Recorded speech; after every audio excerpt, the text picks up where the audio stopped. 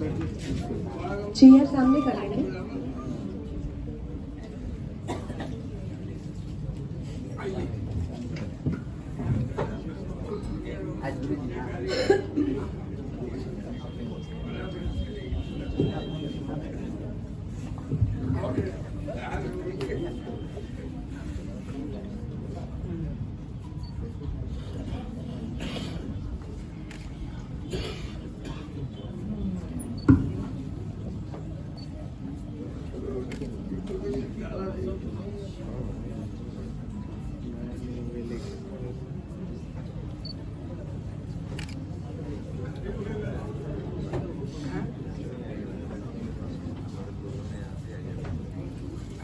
सर्वप्रथम पंडित पूरन महाराज जी का माल्यार्पण करेंगे हरिनारायण साडा जी।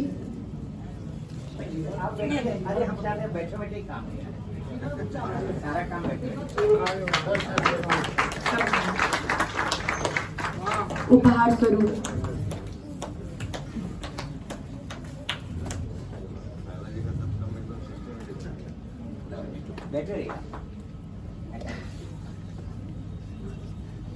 गुरु जी पंडित देवाशीष देव जी का सम्मान करेंगे हरिनारायण साडा जी।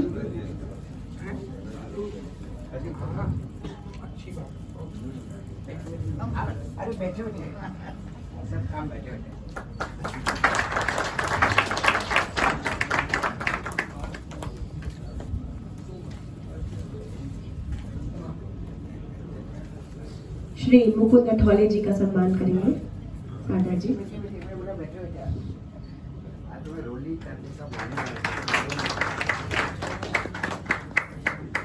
तालियां थोड़ी जोरदार बजनी चाहिए।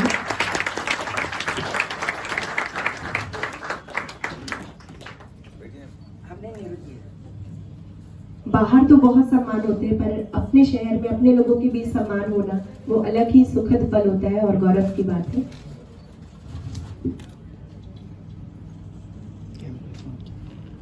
दो शब्द के लिए मैं किशन राम डोकर जी को आमंत्रित करती हूँ।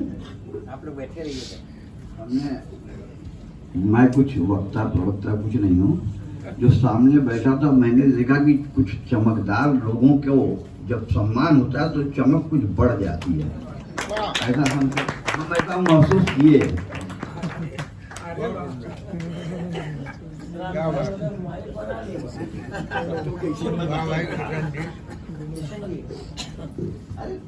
अरे एक ही बात ठीक है।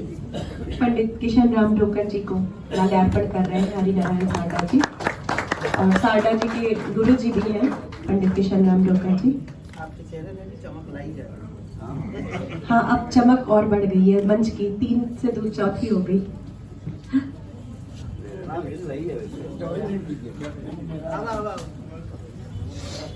अच्छा बोला भैया, आप लोगों के देख श्री भैयन जी का सम्मान कर रहे हैं हरिनारायण साडा जी।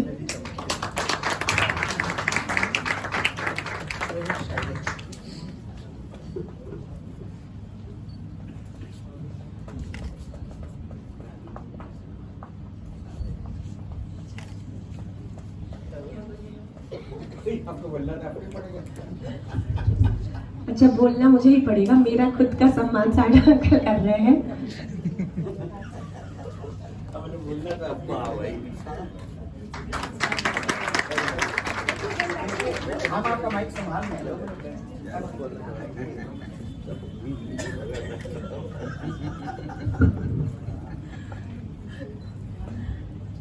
आज मैं सिर्फ 5 मिनट आपसे लूँगा।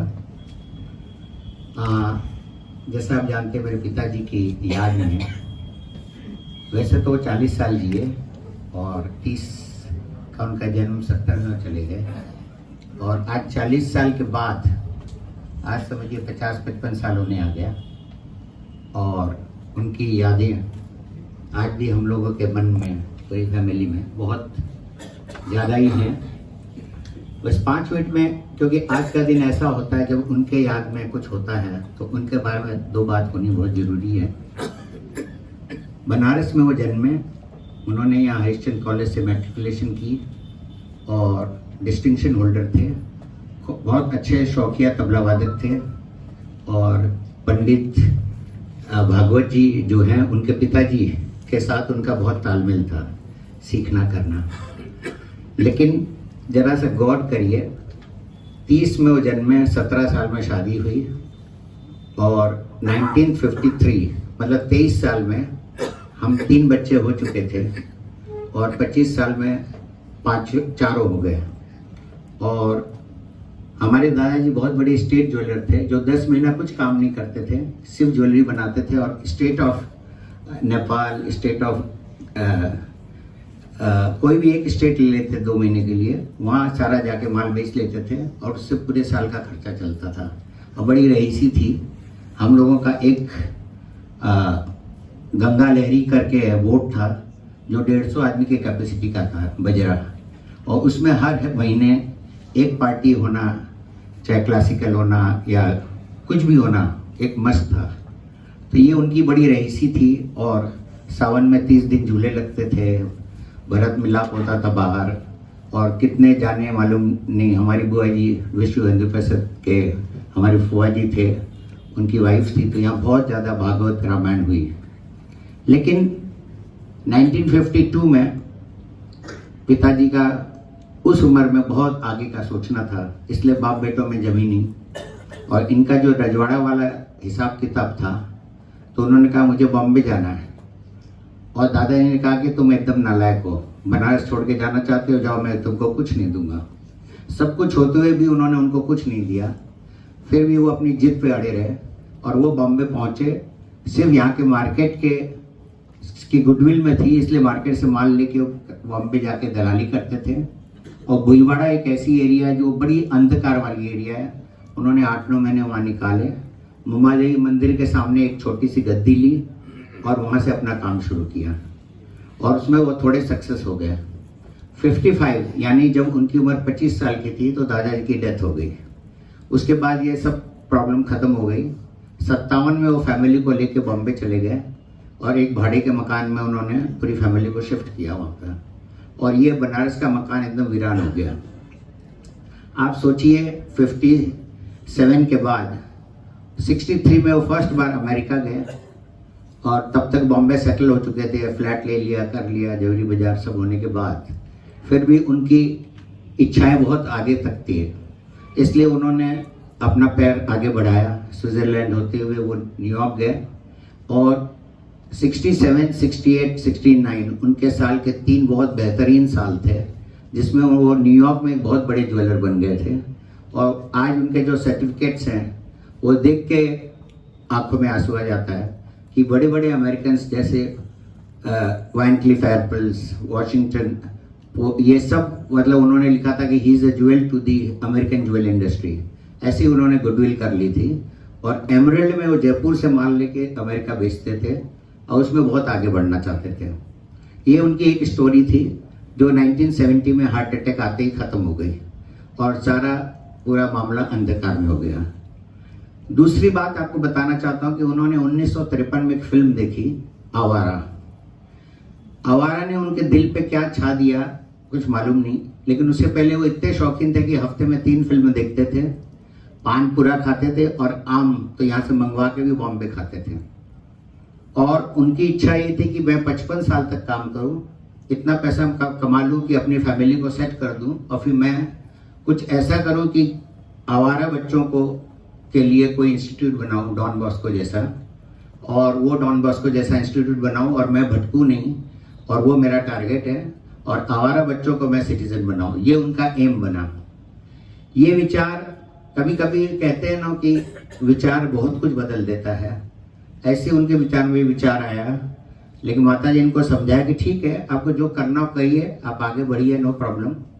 तो बोले नहीं, ऐसा होगा कि जब मेरे पास बहुत पैसा आएगा तो हो सकता है मेरा दिमाग चेंज हो जाए। इसलिए उन्होंने 1955 से अपने ज़िंदगी की 3 प्रिय चीज़ें छोड़ दी।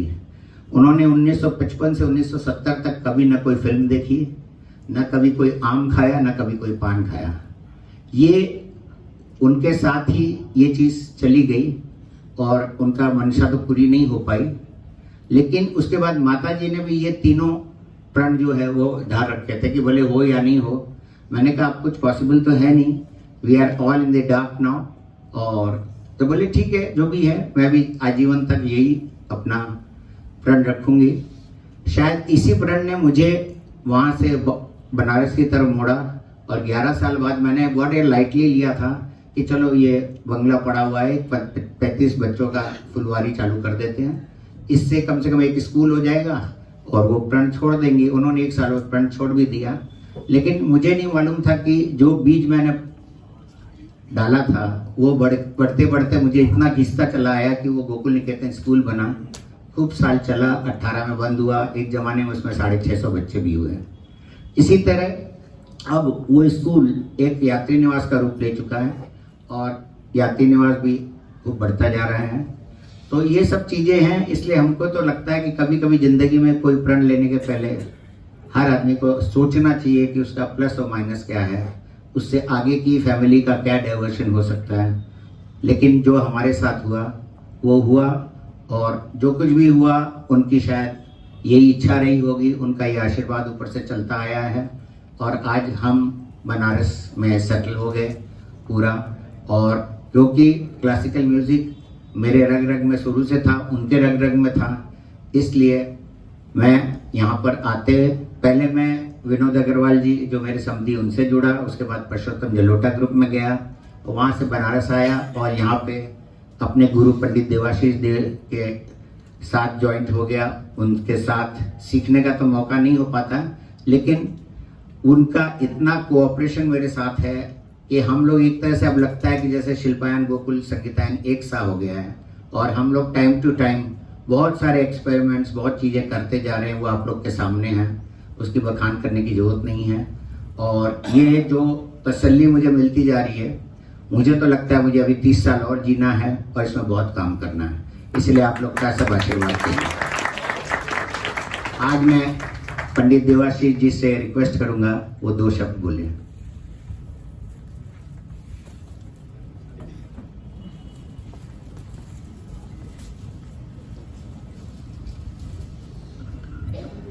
सर्वप्रथम आज जिस पुण्यात्मा की स्मृति में ये कार्यक्रम हो रहा है, उनका हम पुण्य स्मरण तो कर ही रहे हैं, उनके चरणों में हम सब शिल्पायन की ओर से प्रणाम प्रेषित करते हैं, इसलिए कि एक छोटे से जीवन को वो ऐसा गरिमामय रूप दे पाए अपने जीवन काल में ही, जिसमें शायद मूल मंत्र जो मुझे अभी तक समझ में आया सुन करके, कि वो अंदर से जो इच्छा शक्ति या संकल्प लेने का साहस, शायद इसीलिए उनका जीवन इतना गौरवमय हो पाया कि आज उनका स्मरण इतने वर्षों बाद, आप याद कीजिए आपके परिवार में भी ऐसे पिता होंगे, दादा होंगे, कब आप उनको स्मरण कर पाते? आज की भागम भाग की जिंदगी में कौन कितना किसको स्मरण कर पाता है? घर में जो जीवित है उनको तो हम याद ही नहीं कर पाते हैं, उनका हम हालचाल ले ही नहीं पाते हैं, अपनी व्यस्तताओं में घिरे रहते हैं, रमे रहते हैं। फिर भी शारदा जी का जो ये प्रण है कि मैं कुछ न कुछ करते रहूं, और वो भी हमेशा अपने पिता के नाम को लेकर के, ये हम लोगों के लिए एक दृष्टांत है, प्रेरणा है। और मुझे लगता है कि हम सभी इस तरह के कोई न कोई संकल्प के द्वारा अपने जीवन को कुछ ऐसा अर्थ प्रदान कर सके कि हमारा जीवन निरर्थक न रहे, कुछ न कुछ सार्थक होता जाए। जहाँ तक सम्मान की बात है, थोड़ी देर पहले उन्होंने सम्मान किया, मुझे बहुत हंसी आ रही थी कि क्या अपने घर में कौन सा सम्मान होता है? हाँ, अपने घर में स्नेह होता है। तो शारदा जी का स्नेह है मेरे ऊपर, उनसे मुझसे उम्र में काफ़ी बड़े हैं, लेकिन अब गुरु कहते हैं तो मैं मजबूर हो जाता हूँ। गुरु कोई व्यक्ति तो होता नहीं, गुरु तो पद है। अब मैं बैठ गया वहाँ पे अगर उनके गुरु के पद पर, तो मेरी मजबूरी है कि मैं उनका प्रणाम लेना मेरी मजबूरी होती है। लेकिन उनके अंदर जो गुण है, जो संकल्प है, और जो अडिग होने, अपने काम के प्रति अडिग रह करके कुछ करने का, एक बार जो ठान लिया कि हमें शिल्पायन के बच्चों के लिए कुछ करना है, तो वो तब तक लगे रहते हैं कि जब तक मैंने कोई उनसे ये ना करे कि अब बस करिए, तब तक लगे रहते हैं। वो कभी भी अपने काम से दिखते नहीं, मैं से देख करके मैं बिल्कुल चकित रह जाता हूँ कि ये क्या इनके अंदर ऊर्जा है। शारीरिक ऊर्जा से खाली नहीं होता है। जिम जाने से अगर सब स्वस्थ हो जाते, तो इधर जो झड़ी लगी हुई है हार्ट अटैक्स की, मुझे लगता है कि आपको सभी लोगों को पता है, फिल्म इंडस्ट्री वगैरह में जो बिग बॉस और क्या क्या सब दुनिया भर के होते हैं, वहाँ पर देख लीजिए 40 साल, 35 साल, 45 साल जिम में रह करके एक से एक जो है कार्यक्रम करते हुए, गाना गाते हुए। तो जिम नहीं, जिम तो जरूरी है, लेकिन उसके साथ मन की जिम। और ये मन की जो शक्ति होती है, वो अगर किसी से ऊर्जावान कोई व्यक्ति पूरा सराबोर है तो वो सारदा जी हैं। हम सभी का ये एक तरह से बनता है कि हम सभी बच्चों को बताएं कि देखो ये है एनर्जी, ये है ऊर्जा। अगर जीवन को स्वस्थ रखना चाहते हो, एक्टिव रखना चाहते हो, सक्रिय रहना चाहते हो, कुछ करने रहना चाहते हो, तो जरा इन्हें देखना। एक एक दिन उनके लिए कैसा ऊर्जा के भरपूर बीतता है। तो ये 30 साल नहीं 50 साल जिंदगी जिए, हमारी यही कामना है। माता जी है इनके सामने, अभी इनको इस तरह की बातें करनी ही नहीं चाहिए कि 30 साल जीऊंगा। क्यों 30 साल? माता जी हैं, उसके सामने कोई उम्र, कोई एक संख्या वंख्या ये इनके लिए तो लागू ही नहीं होता है। हम लोग की बात छोड़िए। तो माता जी को प्रणाम कि आपने ऐसे पुत्र को जन्म दिया है। और शायद ज्यादा बोल रहा हूँ, क्षमा करिए। प्रणाम। कावले जी 2 शब्द आपके भी सुन लें। आइए, आप तो बम्बई से इतनी दूर से आए।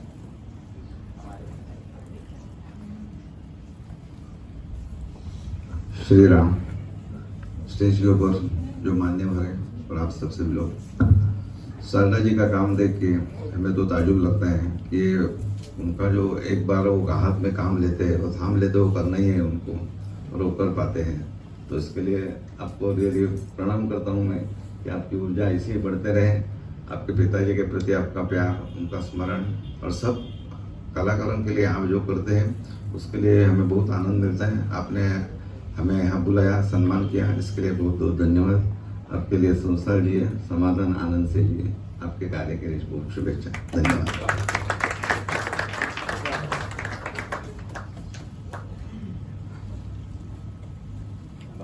Mister and Mrs Damle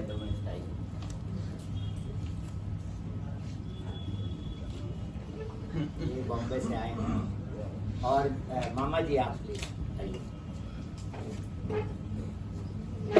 Kishan राडोकर जी के मामा जी हैं। She is 89, ever young like anything.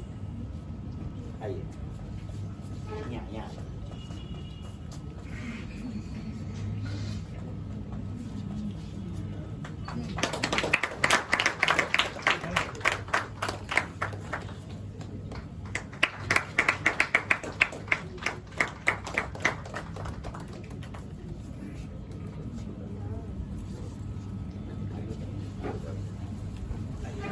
एक फोटो ले ली।